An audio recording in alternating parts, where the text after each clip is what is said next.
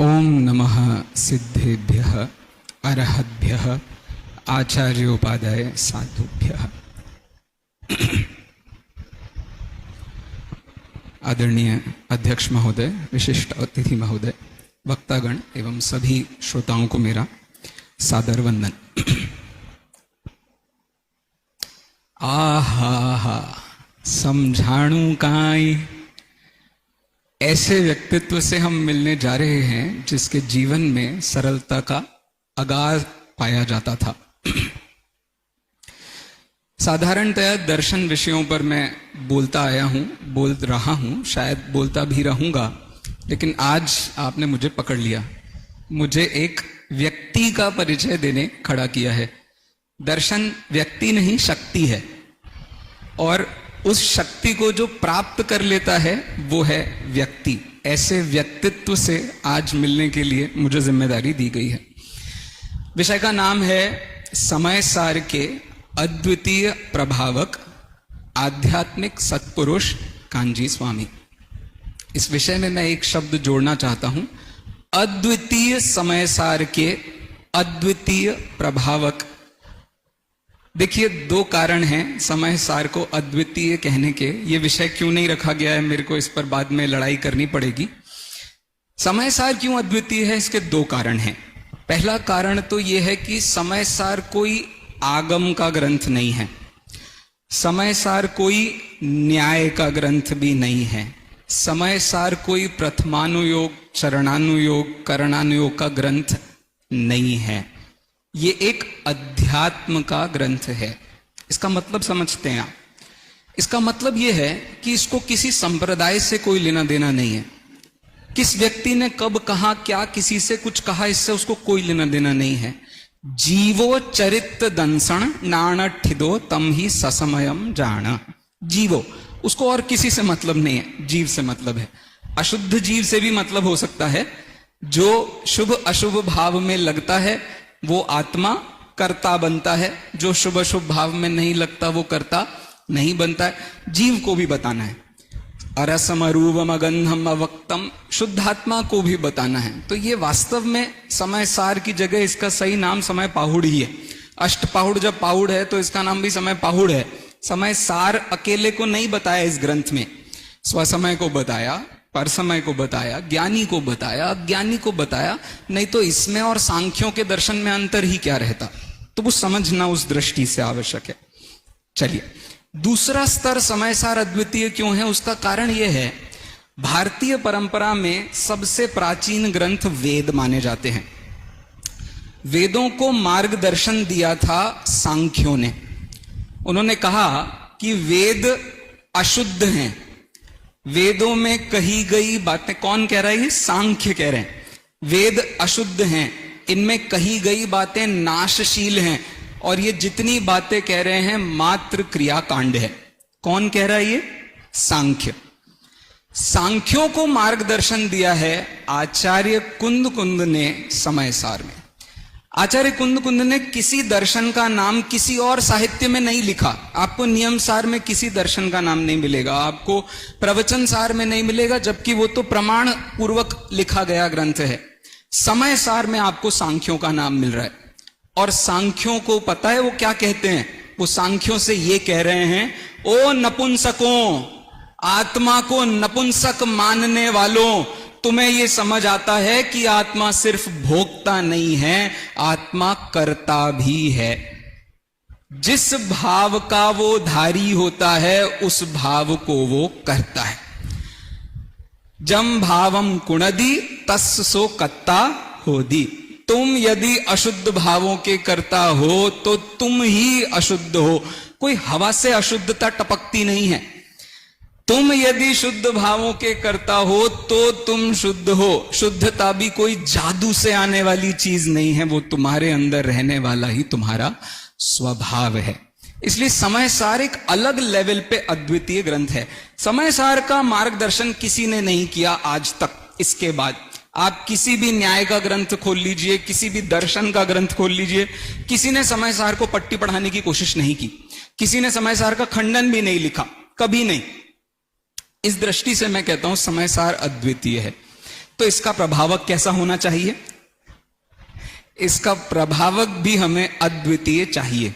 देखो, बहुत बड़ी बात नहीं है, यहां जितने भी लोग इस समय सार के संवाद में आ रहे हैं, समय सार के मूल्यांकन में नहीं, समय सार के स्पष्टीकरण में नहीं, विचार विश्लेषण में नहीं, कहां पर? समय सार के संवाद में आने वाले हैं, वो सब गुरुदेव को पढ़ के ही आएंगे। ऐसा एक वक्ता आपको इस मंच से नहीं मिलेगा जो समय सार को गुरुदेव से पढ़कर ना आया हो, सुनकर ना आया हो। इससे बड़ी क्या प्रभावकता की मिसाल हो सकती है? गुरुदेव से बड़ा कौन? आज इस मंच से सुबह से लेकर के अभी तक हमने जितने बार भी सुना है, हर व्यक्ति गुरुदेव को याद करके गया है। इससे बड़ा और प्रभावक कौन होता है? अच्छा, अब प्रभावक के और बहुत सारे उदाहरण आपको प्रतिदिन मिल जाएंगे। जब आपको कर्ता कर्म अधिकार पर सुनेंगे, आप जीवा जीव अधिकार पर सुनेंगे, तो समय समय पर आपको गुरुदेव के वाक्य विद्वान बताएंगे। मैं अपनी वो जिम्मेदारी पूरी नहीं कर रहा। मुझे एक जिम्मेदारी पूरी करनी है। वो जिम्मेदारी ये है कि कुंद कुंदाचार्य जब अध्यात्म की बात कर रहे हैं, तो मैं एक जैन धर्म का प्रभावक होने के नाम पर किसकी बात करूं? एक विचार कीजिए, ठीक है? दो वाक्य मैं देता हूं आपको। एक वाक्य है, मैं संसारी हूं किंतु स्वभाव से शुद्ध हूं। दूसरा वाक्य, मैं स्वभाव से शुद्ध हूं किंतु संसारी हूं। अब इसमें से कौन सा वाक्य आपको शक्ति देने वाला है और कौन सा वाक्य आपकी शक्ति को खत्म करने वाला है? जब जब हमारे दिमाग में यह बात चलती है, भैया हां अध्यात्म तो है, लेकिन हम तो अभी संसारी हैं, रागी हैं, खाने पीने वाले हैं, खेलने कूदने वाले हैं, तो आचार्य देव ये वाक्य नहीं बना रहे हैं। ये लिखा है, सुध परिचिदानुभूदा सवस्वी काम भोग बंद कहा। हम तो बहुत बार समौसरण में भी घूम के आए हैं, हम तो बहुत बार और महान महान साधुओं की संगति कर आए हैं। पहली बार थोड़ी हम जैन धर्म पढ़ रहे हैं। तो बात कहां आकर के टिक जाती है? बात यहां आकर के टिक जाती है, तब भी नींव में कहीं ना कहीं श्रुत परिचित और अनुभूतता रही होगी। किसकी रही होगी? पर द्रव्य की रही होगी। यह बात 100% सच है। डायबिटीज एक 5 साल और 6 साल के बच्चे की बीमारी हो तो मैं समझ सकता हूं कि हां यह बहुत बड़ा रोग है, क्योंकि एक छोटे से बच्चे को डायबिटीज हो नहीं सकती जब तक शरीर में बहुत बड़ा। 40 साल की उम्र के बाद के आदमी को डायबिटीज हो रहा है, इसमें कौन से आश्चर्य की बात है? खाया है जो दिन भर तो उसी को पचा रहा है शरीर, अब क्या बड़ी बात हुई? कहने का आशय वहां तक ले जाने के लिए है कि जब तक हमको वो सत्व नहीं समझ में आया तब तक बात नहीं समझ में आएगी। मैंने 10 मिनट का अलार्म लगा रखा है, आप बैठ जाइए।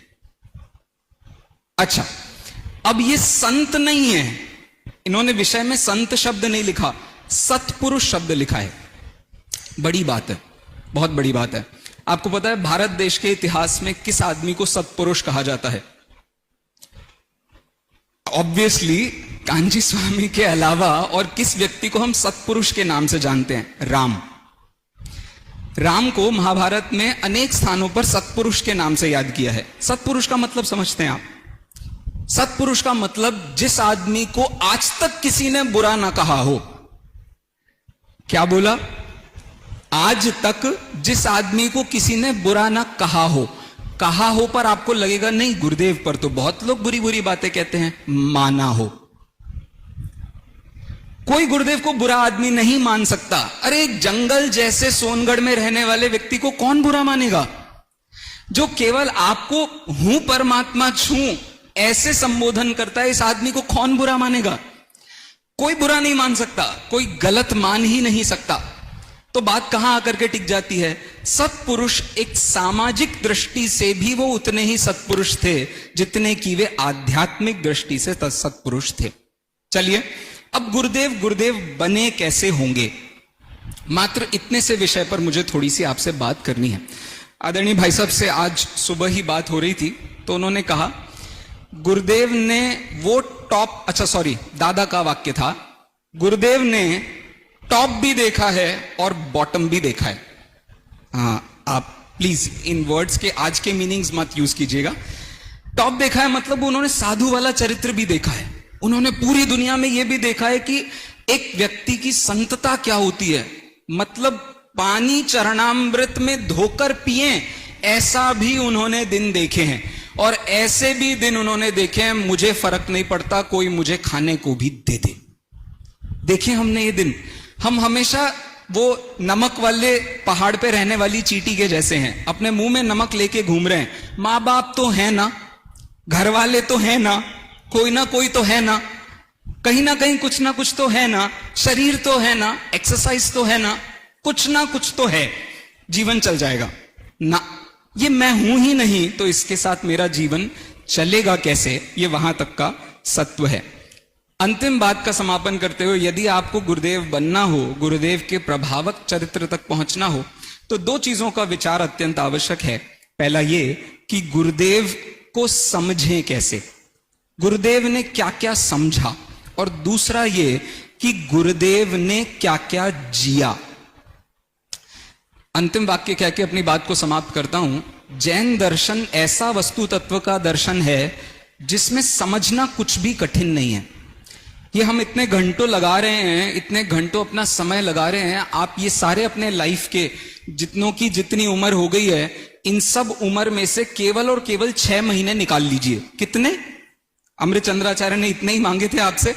6 महीने निकाल लीजिए और दर्शन पढ़िए, जैन दर्शन पढ़िए। कुछ भी कठिन नहीं होगा। हमारे इतने सारे विद्वान बैठे हैं, सीनियर्स बैठे हैं, जूनियर्स बैठे हैं, आप किसी के पास भी चले जाइए, किसी भी एक व्यक्ति के पास।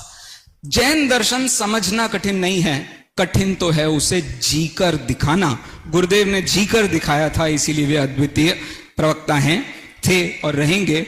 हूं गुरुदेव छू एम नक्की कर, हूं गुरुदेव छू एम निर्णय कर, हूं गुरुदेव छू एम अनुभव कर, मुक्ति थाय।